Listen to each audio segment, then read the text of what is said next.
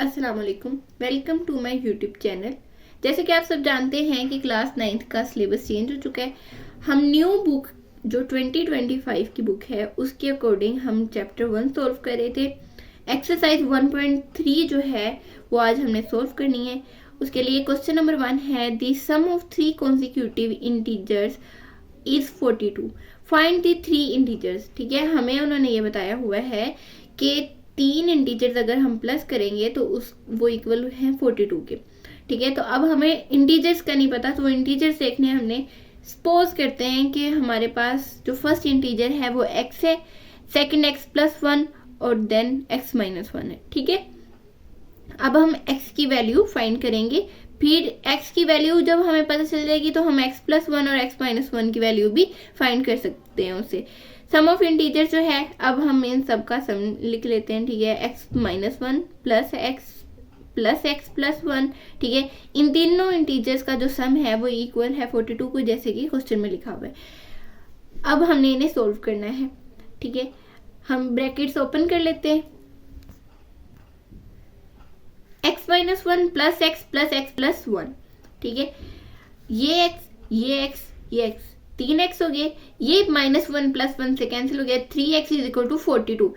अब x इधर आ जाएगा, यहाँ पे ये मल्टीप्लाई हो रहा है, इस साइड पे आके डिवाइड हो जाएगा। 42/3 = 14। हमारे पास x की वैल्यू आ गई है 14। ठीक है, x की वैल्यू अगर हम 14 कंसीडर करते हैं तो उसके अकॉर्डिंग हम x-1 और x+1 की वैल्यू अब फाइंड करते हैं। 14 में से 1 माइनस करो तो 13 और 14 में से 1 प्लस करो तो 15 आंसर आ गया। हमारे पास जो अब 3 इंटीजर्स हैं उनकी वैल्यू आ चुकी है और वो है 13, 14 एंड 15। ठीक है, नेक्स्ट क्वेश्चन है हमारे पास the diagram shows the right angle.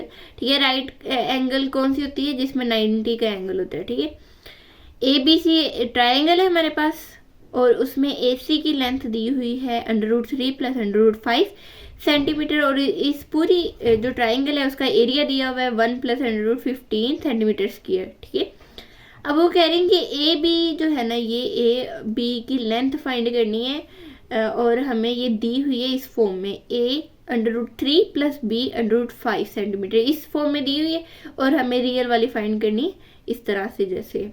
ठीक है, AB की value in simple words find करने। ठीक है, बेस है जी, AC क्या है? बेस। तो बेस हमारे पास है √3 + √5 सेंटीमीटर और एरिया हमें पता है 1 + √15 सेंटीमीटर का स्क्वायर। एरिया का फॉर्मूला होता है 1/2 बेस मल्टीप्लाई बाय हाइट।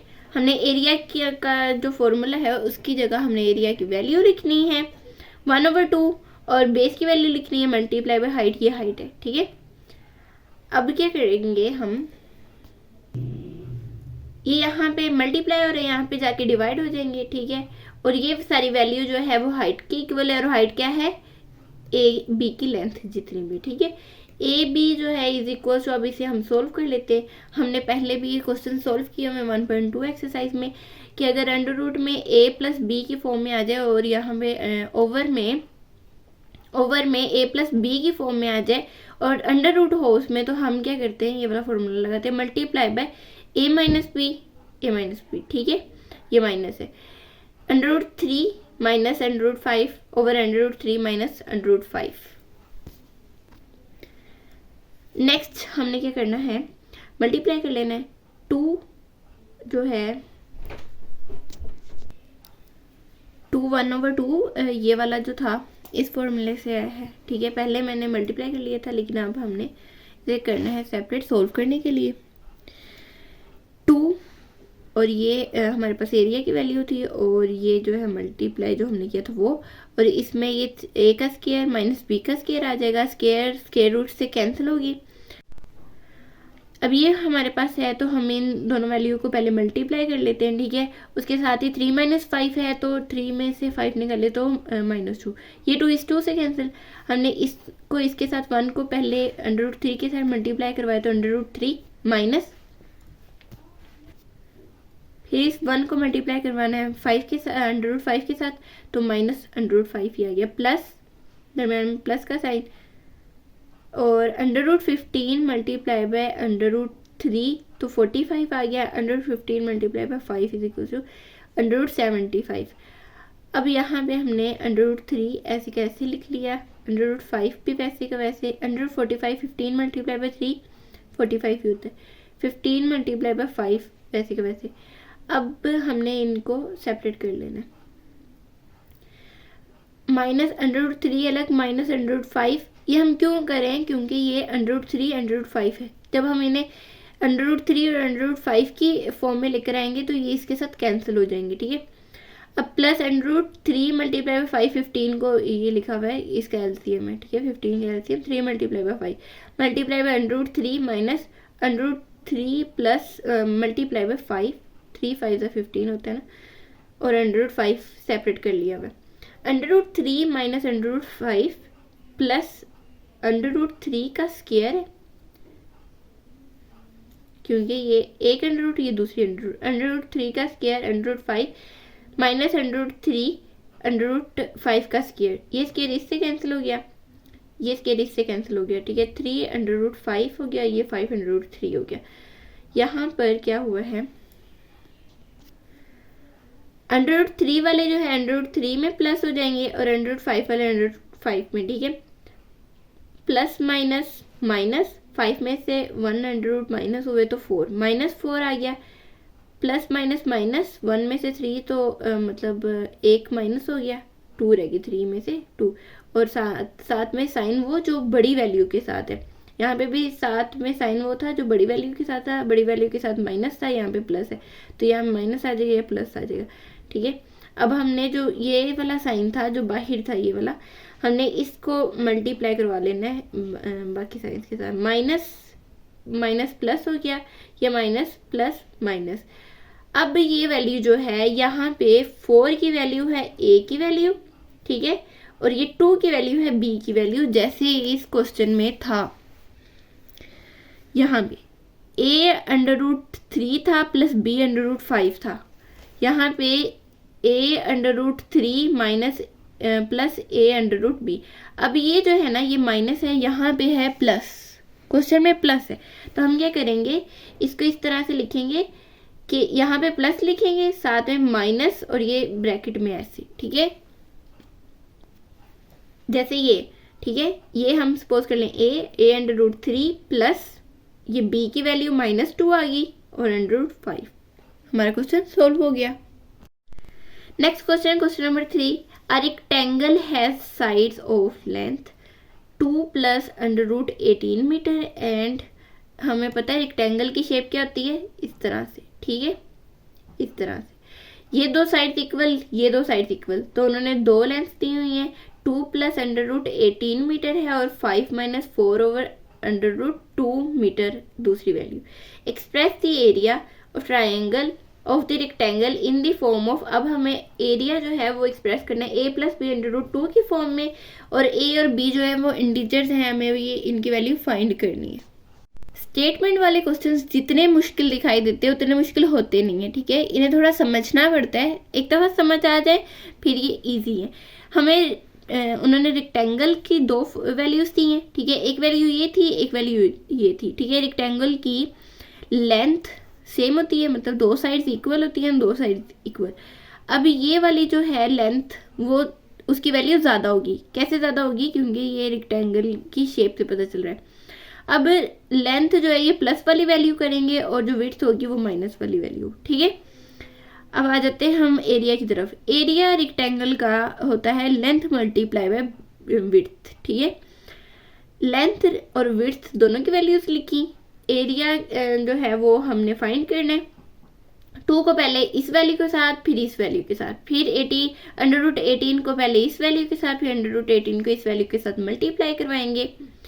अब 5 2 10। अब यहाँ पर हमारे पास वैल्यू है 2 मल्टीप्लाई बाय 4 ओवर √2। अंडर के जो अंदर वैल्यू पड़ी है और ये वाली वैल्यू दोनों सेम है, तो क्या करेंगे, ये जो 2 है ना वैल्यू, ये दो अंडर के इक्वल है, √2, ठीक है। इसका स्क्वायर करेंगे तो ये कैंसिल, तो 2 के इक्वल, इस तरह से ये वैल्यू सेम होगी। अब हमने इसको क्या करना है, इसको 2 अंडर लिखने हैं, ठीक है। एक अंडर इस अंडर से कैंसिल होगी, एक अंडर रहेगी 4 ठीक है। इस तरह से ये वैल्यू आ गई, दरमियान में माइनस का साइन क्योंकि ये माइनस।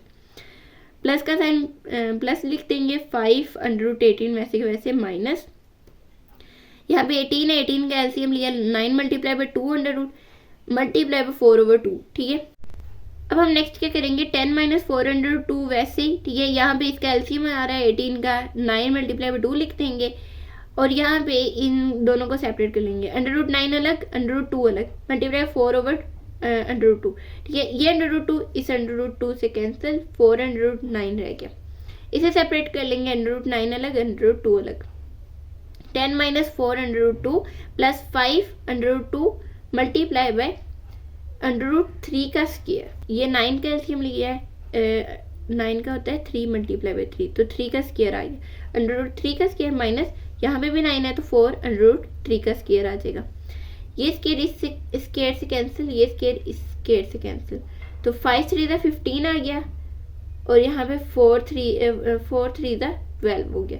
10 माइनस 4/2 प्लस 15/2 माइनस 12 हो गया।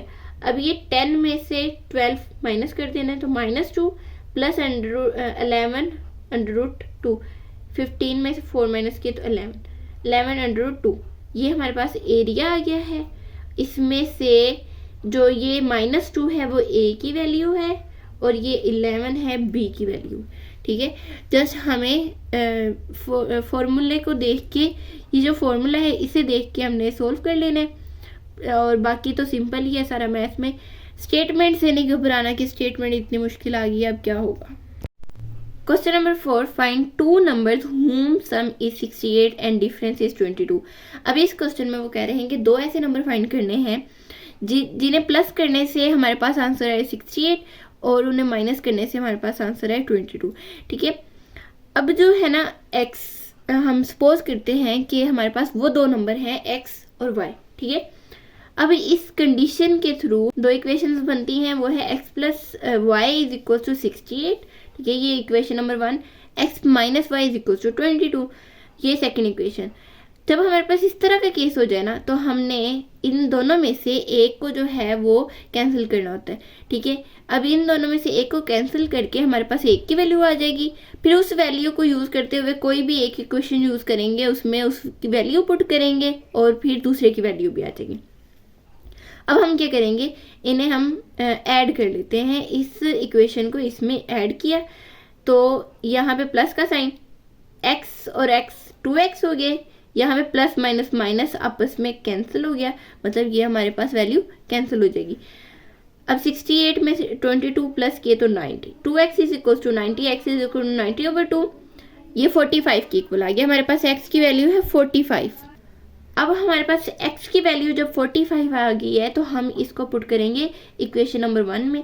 x प्लस वाई था तो x की वैल्यू रखिए 45 plus y is equal to 68, y is equal to 68 minus 45, 68 में से 45 माइनस किए तो 23, तो x की वैल्यू 45, y की वैल्यू 23 हमारे पास आ गई। Question number 5. The weather in Lahore was unusually warm during the summer of 2024. The TV news reported temperature as high as 48 degrees Celsius by using the formula degree Fahrenheit is equals to 9/5 degrees Celsius plus 32. Okay, find the temperature as Fahrenheit scale, ठीक है।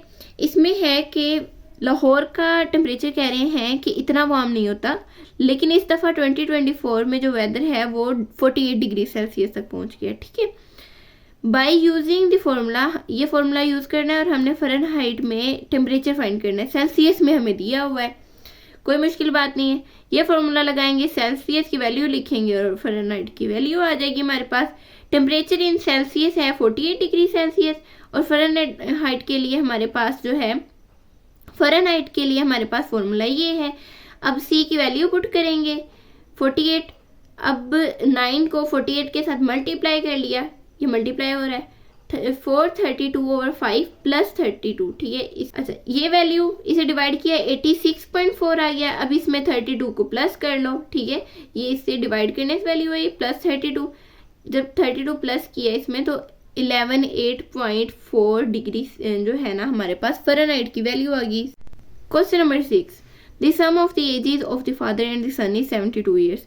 अब बाप की और बेटे की दोनों की एज को प्लस किया है तो 72 ईयर्स बने हैं। 6 साल पहले बाप की जो एज थी वो 2 times the age of the son थी। 6 साल पहले जो थी ना फादर की एज वो सन की एज से दुगनी थी। What was the son age 6 years ago. अब वो कह रहे हैं कि बेटे की जो एज थी 6 साल पहले कितनी थी, हमने ये फाइंड करना है। सपोज करें कि अभी जो बेटे की है ना एज वो एक्स है और अभी जो बाप की एज है वो है वाई, क्योंकि हमें उन्होंने एज नहीं बताई, उन्होंने सम बताया है उसका 72। एक्स वाई हमने सपोज कर लिया, दोनों को सम करेंगे तो 72 के इक्वल, क्योंकि उन्होंने कहा है कि दोनों एजेस को प्लस करने से 72 ईयर्स बन रहे हैं, तो हमारे पास ये इक्वेशन आ गई। नाउ 6 ईयर्स अगो, अब 6 साल पहले हम जो इनकी प्रेजेंट एज है, जैसे सन की एज थी एक्स और फादर की एज थी वाई, एक्स में से 6 साल निकाल देते हैं, ठीक है, क्योंकि 6 साल पहले की बात है, और वाई में से 6 साल मतलब 6 माइनस कर देते हैं, ठीक है। अब हमारे पास दो जो है ना इक्वेशन बन गई। अब वो कह रहे हैं कि तब जो 6 साल पहले था ना फादर की एज 2 टाइम्स ज्यादा थी सन की एज से, तो फादर की एज लिखेंगे, ठीक है, 6 साल पहले की फादर की एज लिखेंगे, उसके बाद सन की एज मल्टीप्लाई बाय 2, इसे 2x माइनस 12 कर देंगे, 2 को मल्टीप्लाई करवाया अंदर वाली वैल्यूज के साथ, 2x माइनस वाई। अब x और y वाली वैल्यूज अलग कर ली हैं वेरिएबल वाली, और जो ये हैं ये अलग कर ली हैं, -6 प्लस 12, ठीक है। 2x माइनस वाई -6 प्लस 12 6 होता है, तो 2x माइनस वाई हमारे पास इक्वेशन नंबर 2 होगी। पहली इक्वेशन, दूसरी इक्वेशन, दो इक्वेशंस बन गई हमारे पास। पहले भी बताया था कि अगर इस तरह की दो इक्वेशंस हो जाएं जिसमें दो वेरिएबल्स हैं और हमें दोनों की वैल्यू फाइंड करनी है, तो हमने क्या करना है, एक को कैंसिल कर देना है। कैंसिल करने से हमें दूसरे की वैल्यू मिल जाएगी, फिर उस दूसरे की वैल्यू को यूज करके हमने जिसको कैंसिल किया था उसको हमने क्या करना है, उसकी वैल्यू भी फाइंड कर लेनी है, ठीक है। अब हमारे पास एक्स और वाई दो है वेरिएबल्स, दो वेरिएबल्स हैं, तो हमने क्या करना है, इन्हें ऐड करेंगे। दो इक्वेशन से x plus y is equal to 72, 2x minus y is equal to 6, ठीक है। जब इन्हें प्लस करेंगे, plus x minus plus y minus y से कैंसिल हो गया, ये x और ये 2x 3x हो गए, 72 में 6 जमा किए तो 78 हो गए, ठीक है। x इज इक्वल टू 78/3 और 26, x की वैल्यू होगी 26, मतलब कि जो बेटे की एज थी वो है 26, अभी प्रेजेंट वाली एज जो है वो 26 है बेटे की। अब 6 साल पहले हम देख लेते हैं कि बेटे की एज कितनी थी, क्योंकि उन्होंने कहा है कि बेटे की एज देखनी है 6 साल पहले कितनी थी। x की वैल्यू आ गई हमारे पास, तो x माइनस 6 करेंगे, 26 माइनस 6 इज इक्वल टू 20। 6 साल पहले बेटे की एज थी 20। Question number 7, Miraha bought a toy for Rs 1520, what will be the selling price to get 15% profit. कह रहे हैं कि मिरहा ने 1520 का जो एक टॉय खरीदा है, उसका अगर हम उसे बेचें 15% प्रॉफिट के साथ तो कितनी प्राइस होगी, ठीक है। अब प्रॉफिट का फॉर्मूला होता है, profit is equal to selling price minus cost price, ठीक है। जो ये सेलिंग प्राइस में से कॉस्ट प्राइस को माइनस करना है। अब प्रॉफिट परसेंटेज जो होती है, प्रॉफिट जो है over selling price cost price multiply by 100, ठीक है। ये फॉर्मूला है हमारे पास, profit is equal to selling price minus cost price, और प्रॉफिट की परसेंटेज जो है वो profit over cost price multiply by 100%, ठीक है। अब हमारे पास जो गिवन वैल्यूज हैं वो है कॉस्ट प्राइस 1520 कॉस्ट प्राइस है, प्रॉफिट परसेंटेज है 15%, सेलिंग जो प्राइस है वो हमने फाइंड करनी है।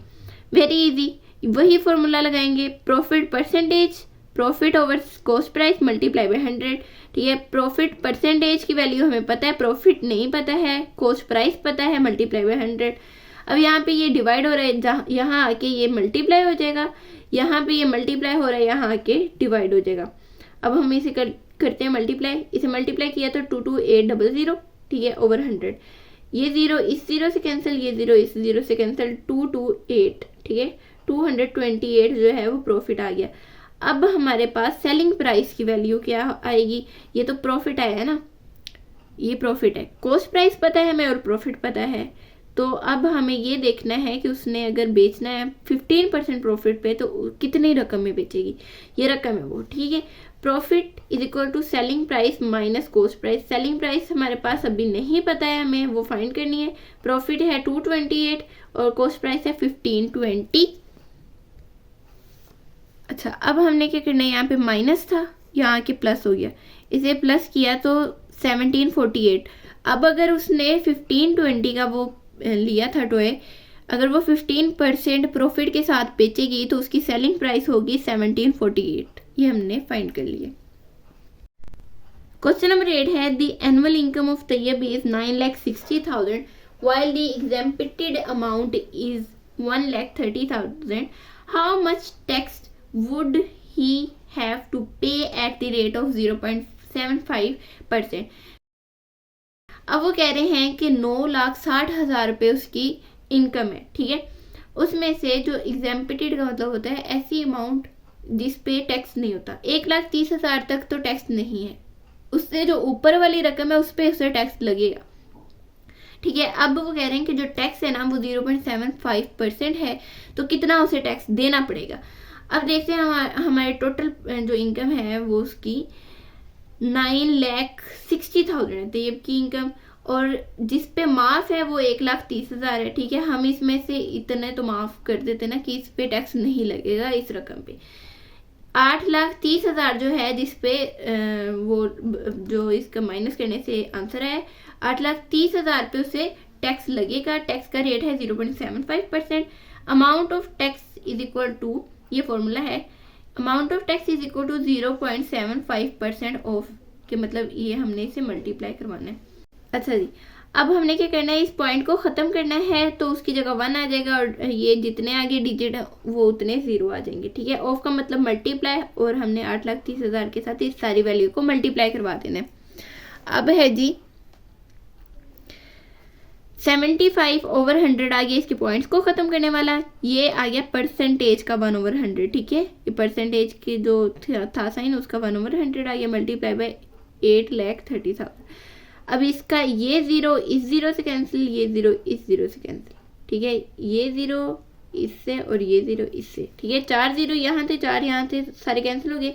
75 मल्टीप्लाई बाय 83, 6,225 आंसर आ गया हमारे पास। अब तैयब ने जो पे करने हैं ना 0.75% टैक्स पे, जो अमाउंट उसने पे करनी है एज अ टैक्स वो है 6,225। क्वेश्चन नंबर 9 है find the compound markup on the 3,75,000 for 1 year at the rate of 14% compounded annually. अब कह रहे हैं कि 3,75,000 पर कितना सूद होगा, जबकि हर साल जो है जो सूद की परसेंटेज है शरह है वो है 14%, ठीक है। 14% वैल्यू पे वो उन्होंने लगाना है एक साल में, ठीक है। हर साल 14% जो है वो होता है सूद किसी भी वैल्यू पे। तो कह रहे हैं कि इतनी वैल्यू है तो उस पर कितना सूद होगा, वो वैल्यू हमने बतानी है। हमारे पास टोटल अमाउंट है 3,75,000 और हमारे पास जो रेट ऑफ मार्कअप है वो 14% है। अब हमने अमाउंट ऑफ मार्कअप फाइंड करनी है, तो 14% ऑफ 75,000 करेंगे। ये 14 जो है वो वैसे के वैसे परसेंट जो है वो उसका 100 आ जाएगा, मल्टीप्लाई बाय, ऑफ का मतलब होता है मल्टीप्लाई 7,375,000, ठीक है। ये एक 0 इससे कैंसिल, ये इससे कैंसिल, ठीक है। एक 0 यहाँ पे बचा।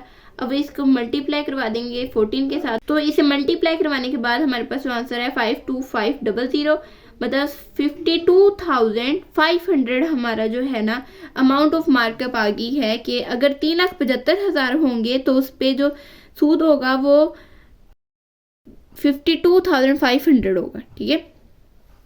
एक साल के बाद 3,75,000 पर जो सूद होगा वो 52,500 होगा।